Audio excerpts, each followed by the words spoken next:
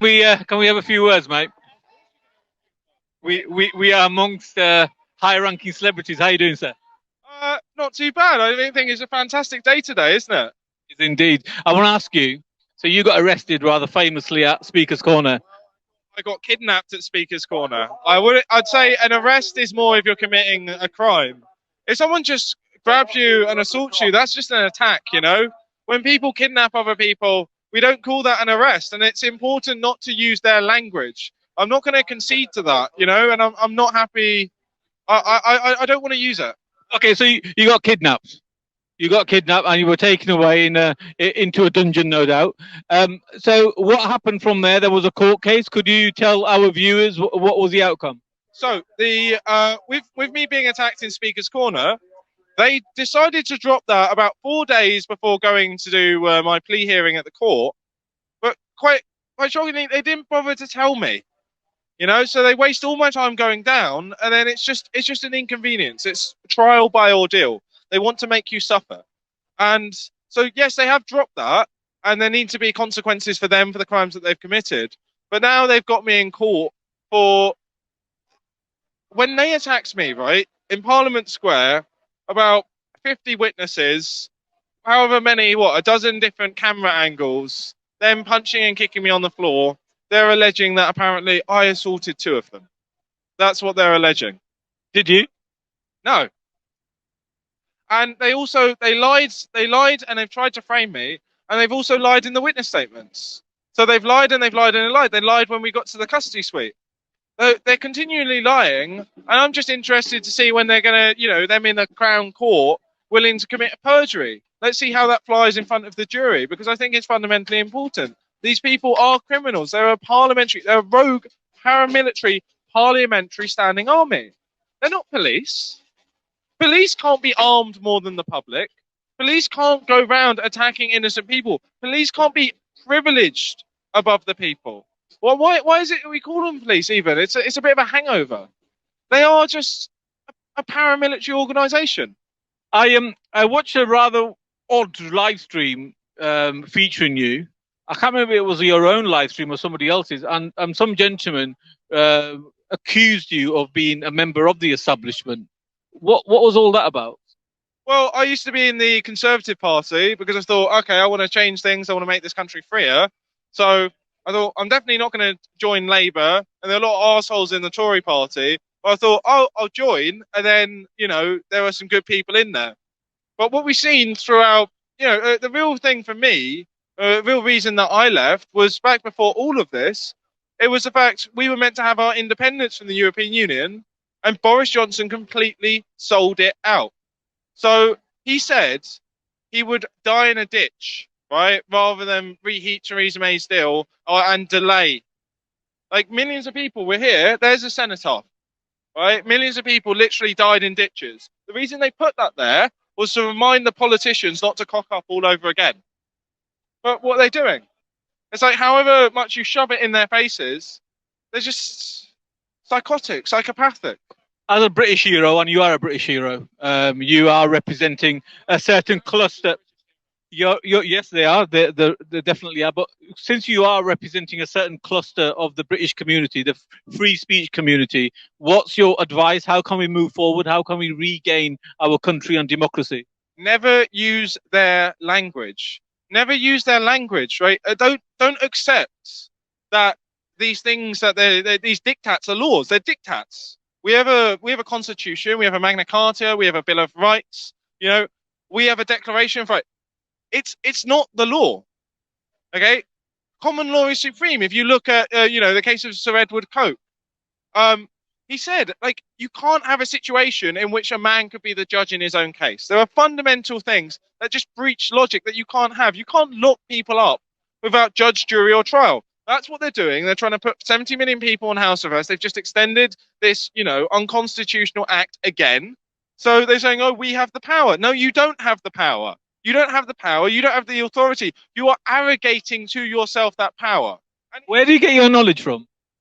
Me. I mean, you've got some fundamental common law knowledge. Where has this come from? Because it's not what the average person knows. Well, I think it's important to read, you know, but when I was a kid, you know, I think we've lost a lot of knowledge through state indoctrination. So a lot of people go through the state school system. A lot of people's parents are too busy, you know, working, and they just dump their kids on other people. Look, if you're going to have kids, raise them yourself. It's I think you're missing a great joy. Like, I used to be a teaching assistant, and it was wonderful. It was the adults that I hated. Um, Really, I was raised by my nans, and they brought me up in the proper way. That, you know, this is England. We went out, we brought liberty all around the world. We've got a constitution, and that's what makes us great. And we've got to fight for it. You can't just say, "Oh, we're just a great country. We just have all of this. I'll sit on my arse." No, you've got a responsibility to go and fight for it for another generation. That's what everyone has. So, yeah, I was always raised with that. And when this started, I went, "Wait, that's illegal. Like, how are they doing that?" I started researching what was going on, and no one was reporting it. And I thought, why haven't they said anything? Why haven't you become a politician? Me? Well, I was a councillor, and then, you know, I got shafted by the corruptly by the Conservative Association next door, and then I thought, this all seems really dodgy, and there are very, very few people actually who are members of political parties. So within the Conservative Party, well, so-called Conservative Party, within the Tory Party, shall we say, or, you know, blue communists, there are what, fewer than 100,000 people. Within so-called Labour Party, there are what, maybe fewer than 100 people, 100,000 people, so around the same size. Liberal Democrats are smaller. This movement has millions of people. This is the biggest political movement in the country, and it's got zero representation in that palace over there. So explain to me, why, if this is the biggest movement in the country, why it's not got any representation? Like, it's nonsensical to say that this is a democracy. Democracy is not about voting. It is about the people themselves having power. Demos kratos, people power, right? You could even possibly have a benevolent dictatorship, although I don't think that would last. I think that would go all corrupt. But the idea that, you know, democracy is a tyranny of the majority, it is not. It is the fact that everyone has fundamental rights and we have a constitution. And that's what we need to stand up for, I believe. That is some powerful stuff. So if you were to join a party, would you recommend a party? I mean, I've heard of the one that Steve Atheist from Speakers Corner has joined, the Reform Party. Is that something that you've looked into? Well, I think that Lawrence Fox is a little bit inconsistent. So, you know, he talks about freedom. He's said that lockdowns are wrong and that are harmful and people should have a choice. That's good. But then at the same time, he's talking about things that are fundamentally unconstitutional, such as just a blanket stop and search every child in London. That was an interview that we did down there in Parliament Square. That is unacceptable. So although I will happily say Lawrence Fox is right about saying end to lockdowns, you can't be just stopping and searching people unless you have grounds. I can't come up and start touching you unless I have suspicion, that reasonable suspicion, that you've committed a crime. And if I do that and it turns out that I was, you know, I was wrong and that I'd been negligent, then I myself would be committing a crime. It's unacceptable to say, oh yeah, you know, this is an area we're just going to go and start, you know, touching up people's kids. Literally, some person you don't know touching your child. No, I'm not on board with that. I mean, and then, you know, David, but, you know, I support him on fighting back against this. But David Curtin, he's quite great. Again, like, stop and search is a thing. Obviously, he's not saying every single child in London. He's talking about hotspot areas. So I'm not with him on that, but I think he's great on a whole load of other things. With Piers Corbyn, I think Piers is fantastic. You know, Piers is talking about, you know, an end to prohibition, because this idea that it's somehow a crime to own a plant like cannabis, how's that a crime? How is it a crime to have sovereignty over your own consciousness? Like, this is fundamentally, in some ways, a medical issue. Like, you have the right to choose what you put in your body, and if someone's defrauding you, they're saying, oh, this is safe and whatnot, and it's not, then they're committing a crime. But you saying, no, I'm going to take that risk, okay, you've informed me, okay, you've got my informed consent, you have a right, you have a right to choose.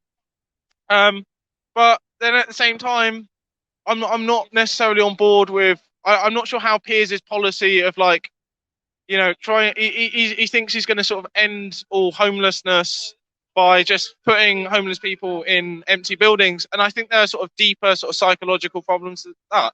So what I'm saying basically is they all have their benefits, they all have their drawbacks. On top of that, you've got other parties standing up, like the Freedom Alliance, right? I know Anne-Marie Walters came down once before Britain. I think they all got their benefits and drawbacks. What I'd really like to see is an alliance on the biggest issues in this country between those parties. So whether it's Freedom Alliance, whether it's a Heritage Party, whether it's Let London Live, right? I want them all to sort of come together and sort of choose not to run against each other and agree on a core set of principles. That's what I'd like. Brilliant. Thank you very much. I'm a big fan. Yeah, sorry. No problem. It was great listening to you. So where do viewers find you? You're on YouTube. You're on... Odyssey is really important. Was that Odyssey? Yeah, YouTube and Odyssey and Telegram are our main platforms. It's just very difficult to upload again and again and again to multiple platforms. That's, there are only two of us. So I'm running out, I come home, and then there's editing to do. I've got to help Laura with that. And then I'm ending up doing all the cooking because she's doing the editing and she's working around the clock. So it's just balancing everything. Keep up the good work. And it's been great talking to you. Have a great weekend.